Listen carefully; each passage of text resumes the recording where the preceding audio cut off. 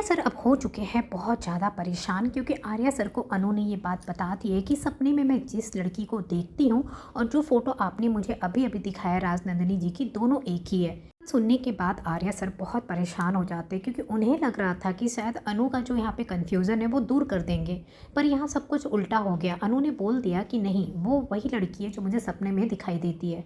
ये सब जानने के बाद आर्या सर अब इतने परेशान हो गए, सुबह सुबह उठ जाते हैं, बिना कुछ कहे अनु को वहाँ से उठकर तैयार होकर सीधे ऑफिस पहुँचकर बैठ जाते हैं। वो सोच रहे होते बस बैठे बैठे अकेले यहाँ पे बहुत परेशान दिखाई देते हैं। अनु जब यहाँ पे सुबह उठती है तो देखती है कि आर्या सर कमरे में नहीं है। वो जल्दी से जाती है, नहा धोकर तैयार हो जाती है ये देखने के लिए कि शायद आर्या सर नीचे चले गए होंगे, जल्दी उठ गए होंगे।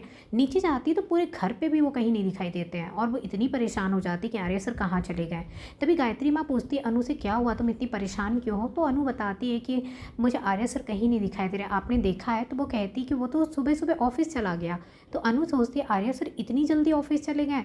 तो फिर पूछते क्या हुआ अनु, कुछ हुआ है क्या? गायत्री माँ पूछती है तो अनु बताती कि हाँ, कल रात को आर्या सर मुझे राजनंदिनी जी के कमरे में लेकर गए थे और वहाँ पे जाने के बाद मुझे राजनंदिनी जी की फ़ोटो भी दिखाई, और वो फ़ोटो के देखने के बाद ये तो कंफर्म हो गया कि मेरे सपने में जो लड़की आती है वो राजनंदिनी है। वो सारी बातें बताती है गायत्री माँ को। गायत्री माँ ये सुनकर बहुत ज़्यादा शॉक्ड हो जाती कि राजनंदिनी अनु के सपने में क्यों आ रही है। फिर गायत्री माँ को लगता है कि शायद राजनंदिनी भी चाहती है कि अनु इस घर की बहू बनकर रहे, अनु इस घर में खुश रहे, आर्या की ज़िंदगी में रहे, शायद इसीलिए अनु के पास वो बार बार आ रही होगी। तभी उसने अपना मंगलसूत्र भी अनु को दे दिया। तो यहाँ पे अनु को वो यही सब समझाती है। यहाँ पे मीरा ये सारी बातें छुप छुप कर सुन लेती है और सोचती है कि ये राजनंदिनी का जो चक्कर है ना, इसका फ़ायदा मैं उठाऊंगी। यहाँ पे अनु इस राजनंदिनी के पीछे लगी रहेगी, आर्या की सच्चाई जानने की कोशिश करती रहेगी। तब तक मैं ना यहाँ पे आर्या सर के दिल में अपनी जगह जरूर बना लूँगी।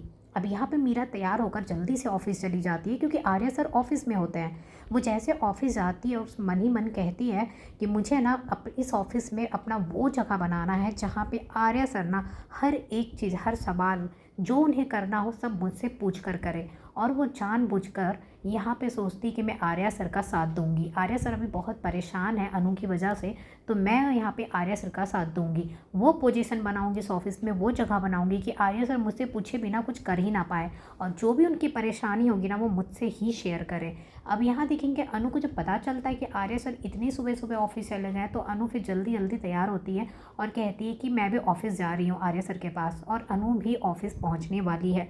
अनु को ऑफिस में देखते ही आर्या सर शॉक्ड हो जाते कि अनु आज ऑफिस आई है। फिर आर्या सर खुश भी होते कि चलो ठीक है, अगर अनु को काम करना ऑफिस आकर तो वो भी काम करे। आर्या सर फिर अनु को जगह देते हैं, जहाँ देखेंगे अनु को अपनी कैबिन के पास वाली कैबिन में ही जगह दे देते हैं। यहाँ मीरा को पता चलता है कि अनु भी ऑफिस आ गई और आर्या सर के आसपास ही वो बैठी हुई है। तो मीरा को बहुत गुस्सा आने लगता है। मीरा को लगता है मैंने जो सोचा था अब वो मैं कैसे करूँगी, अनु यहाँ पे बैठी रहेगी। तो उसे लगता है कि मैं अनु को यहाँ से हटाऊँ तो कैसे हटाऊँ। अब ये देखना है कि मीरा अब यहाँ पे अगला कदम क्या उठाती है।